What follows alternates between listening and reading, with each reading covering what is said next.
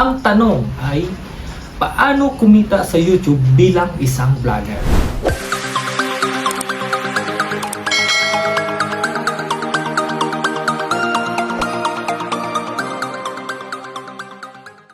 Okay guys, kung gusto niyo matutunan kung paano kumita sa YouTube bilang isang vlogger at gamitin ang YouTube Partner Program, narito ang aking isang maikling guide tips tungkol sa mga kailangan nyong gawin.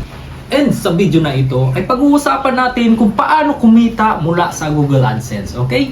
So, ano nga ba ang kailangan mo? First, kailangan mo ng Google or Gmail account plus YouTube account. Sa YouTube Partner Program ay may dalawa silang mahigpit na kailangan mong gawin para kumita ka ng pera. First, kailangan mo magkaroon ng 1,000 subscribers. And yes mga kasipi, 1,000 subscribers lang ang hinihingi ni YouTube. And second, kailangan mong ma-reach ang 4,000 watch hour. So ito naman ay nangangahulugan ng 30 to 40,000 views na kailangan mong kumpletuhin sa loob ng isang taon. At para ma-verified ka, ay kailangan mong i-link ang YouTube account mo sa Google AdSense. Minsan, may mga content creator talaga na nagsasabi na sobrang hirap na makuha ang 4,000 watch hour and 1,000 subscriber. So ano ang dapat natin gawin mga kasipi? So simple lang yan. Kung gustong gusto mo talaga ang ginagawa mo, huwag kang tumigil.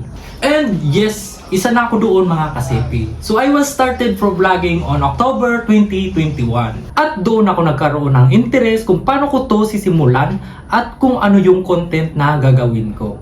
So, balik tayo sa ating topic.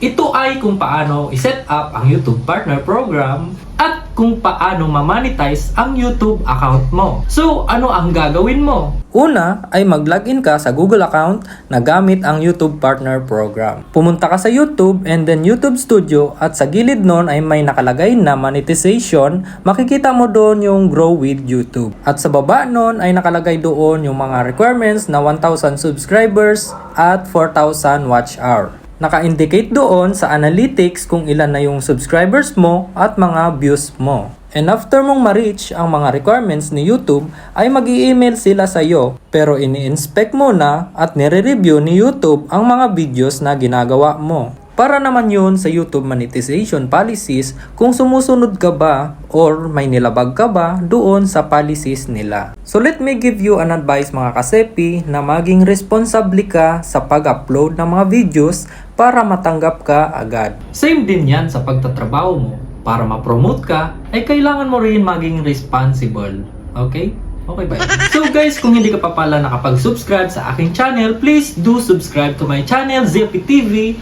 And kung hindi ka pa nakapag-notification, please click the notification bell para lagi kang updated sa mga video kong i-upload. And let's go back to our topic. At kapag nag-email na sila ng ganito, congratulations, your YouTube channel, yung pangalan mo, has been accepted, parang katulad dito sa image. Ito ang pinakamasaya at nakaka-excited sa lahat, yung ma-accept ka na sa monetization. So ang itinatanong mo, paano naman i-check ang earnings sa Google AdSense? So, ang una mong gagawin ay pumunta ka sa Google AdSense mo and then click mo yung home. Makikita mo dito yung estimated earnings or yung balance na kinita mo doon sa videos mo. At kailangan mo munang ma-reach ang $10 para may magme-mail sa inyo or may magpapadala ng sulat sa inyo na ang laman nun ay yung verification pin para ma-verify yung address nyo. Aabutin ng 2 to 4 weeks bago dumating, kaya dapat detailed yung mga info sa piling address nyo. So for example, ang laki ng balance na kinita mo, tapos hindi pa dumarating yung pin kasi hindi ka pa naka-verified. Hindi mo pa rin makukuha yung pera mo kahit umabot pa ng 1 million yung balance mo.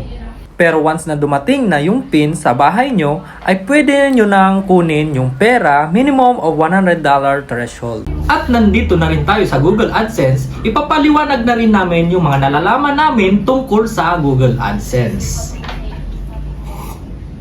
Kape?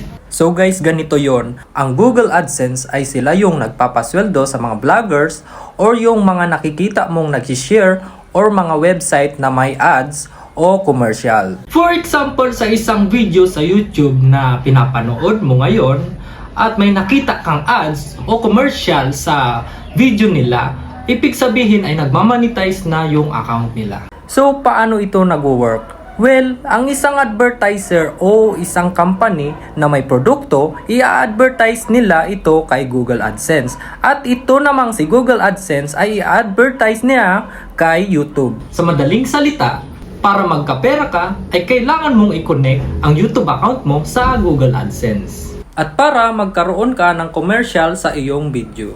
So, ganun lang guys. Sana nakatulong itong video na ito para makapagsimula ka sa bagong content mo.